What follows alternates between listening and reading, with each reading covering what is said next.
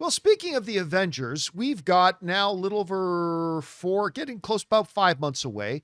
We are getting ourselves an Avengers Doomsday movie. Now, they very surprisingly dropped the trailer. There wasn't any fanfare, there wasn't any announcement coming in 3 days and the countdown clock to the trailer. And yet that trailer got over 500 million views in the first 24 hours, which shattered the old record before Spider-Man Brand New Day came along. And Spider-Man Brand New Day got like in the 700 million, something like that. But of course, there was also a lot of hype building up to that trailer dropping. And there was a bit of a countdown to that trailer dropping. But either way, big, big stuff. So 500 million views. But the tickets also went on sale. And according to this report in Variety, Avengers Doomsday has racked up $16.5 million in advance ticket sales in the first 24 hours. Now, the reason that number is significant is because that puts it as the number one first 24 hours ticket sales of the year. Avengers Doomsday pulled in 16.5 on its first day. Spider-Man Brand New Day pulled in 13 million. By the way, some of you might see the number 40 million out there for Spider-Man Brand New Day. That is beyond the first 24 hours. Just in the first 24 hours, Spider-Man Brand New Day made 13 million. The Odyssey, I need to put an asterisk beside this because this was from a year ago, but it's for a movie that came out this year. Odyssey made 4.3 million in its first 24 hours, and Toy Story 5 made 3.8 in its first 24 hours. So we got the Avengers Doomsday at 16.5 million on its first day.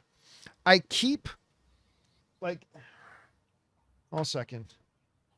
looking around for this comic book movie fatigue everybody's talking about. I can't find it anywhere.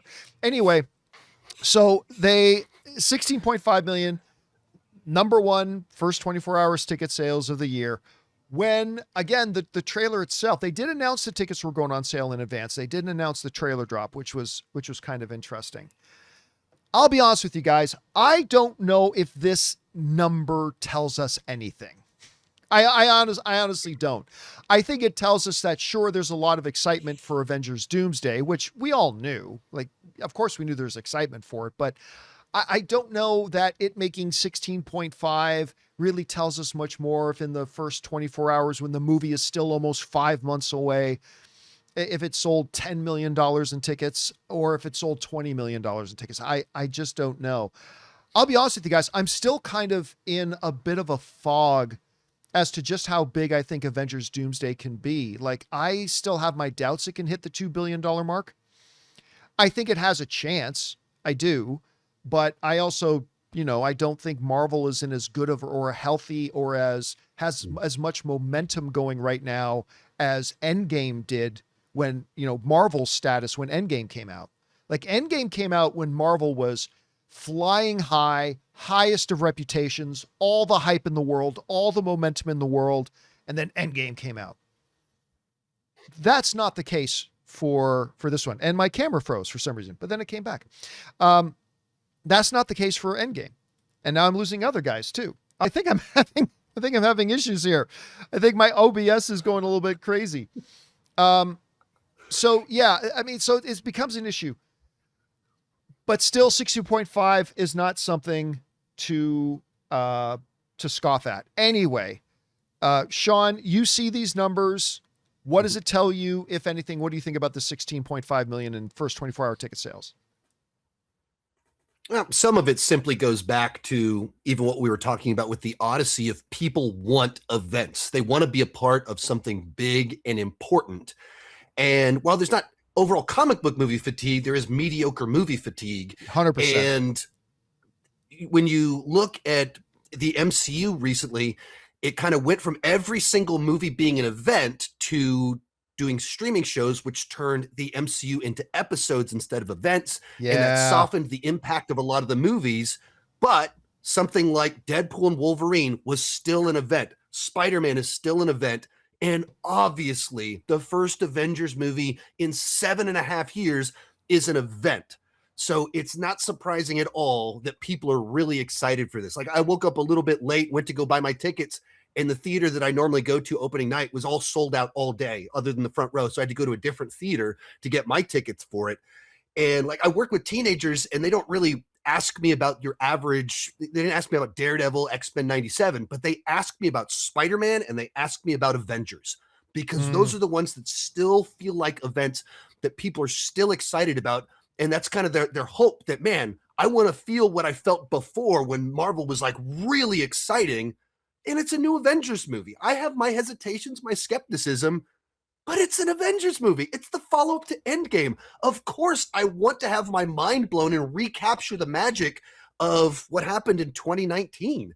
And so I think the specific number doesn't mean much, because always it was going to have a huge number. So I don't know how you measure 5 months before the movie comes out, people trying to buy tickets. They don't know when they're free. So I don't know how big that number could get, but not surprised at all that it had the biggest number of the year, because it's Avengers.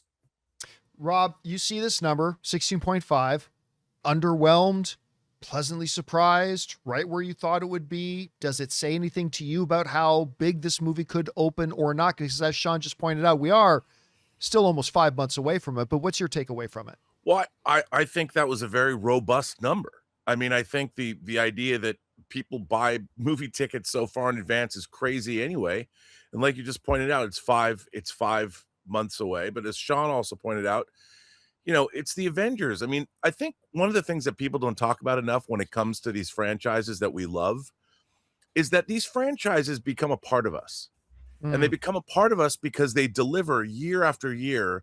And then the way they live in our memories, they deliver great feelings. They make us feel good. We return to these things again and again because, let's face it, they affirm what it's like to be alive.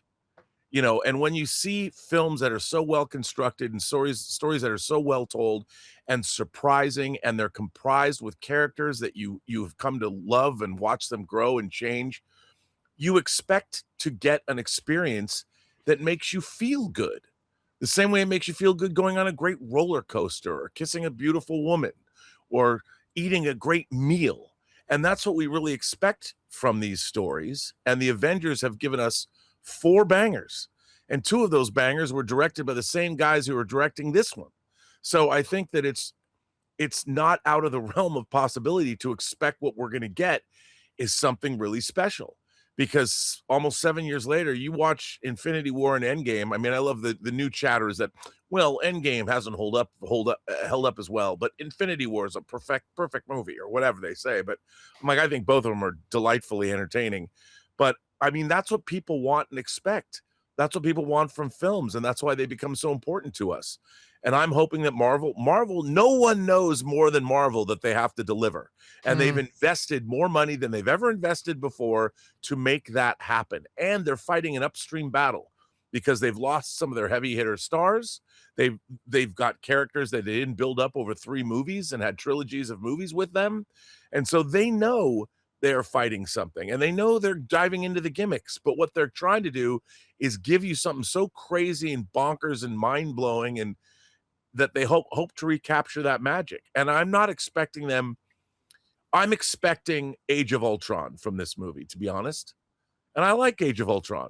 And if I can get something that gives me the vibe of Age of Ultron, I'll be happy. I know some people expect that this is going to be the best Avengers movie ever.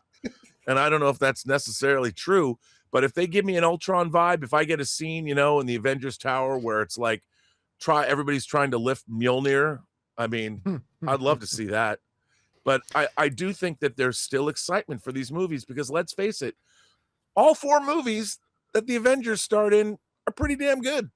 So there's a great track record there, and there's no reason to expect that this would be any less. I mean, I understand everybody's concerns, but you've got the same creative team coming back. The Russo brothers haven't worked for Marvel since Endgame. They're coming back. They want this to be good because they have Electric State and Cherry and all the other things, the Gray Man. I mean, all the stuff that they want to up their credibility again. So everybody wants to make this great. And people, I think, are excited about it. Yeah, here's the thing too. And we've kind of mentioned it before, but the best thing Endgame or Doomsday has going for it right now, the absolute best piece of marketing they have was not that trailer that just came out or whatever they do at Comic-Con this Saturday. The best piece of marketing they have for Doomsday right now is Spider-Man. If Spider-Man comes out and Destin Daniel Cretton delivers and Tom Holland delivers, and they give a banger of an experience like the previous other Spider-Man movies were, I think you could see the expectations for Doomsday jump up a lot. And I think you'll tangibly feel the hype machine build up. But if Spider-Man sucks, which I'm not saying it will, I'm just saying theoretically, if Spider-Man sucks, that's going to hurt Doomsday a lot, I think. I think it'll hurt Doomsday a lot. Also, we do have Vision Quest coming out, and Vision, who I love, Paul Bettany. I have heard such good things about Vision Quest. Oh yes, I can second all of those things and confirm them for you. And I hope that Vision Quest delivers something that people are really going to be excited about, because I don't think Vision's in Doomsday, but he's one of the, he's a great Avenger. And if you're a comic book fan, to me, Vision is associated most strongly with the Avengers. And to me, I've always thought of Vision as an Avenger first, of Vision and Scarlet Witch. Both of them, I guess, are not in Doomsday, which is sad. What is grief if not love persevering? All right, guys, question is for you. What do you think about this? The pre-ticket sales for Avengers Doomsday are now the biggest in the first 24 hours of the year. But does that actually tell us anything? I mean, the movie's still like 4 to 5 months away, all that kind of stuff. Did you think the number would be smaller or bigger? Whatever you guys think about it, jump down into the comment section below and let us know your thoughts.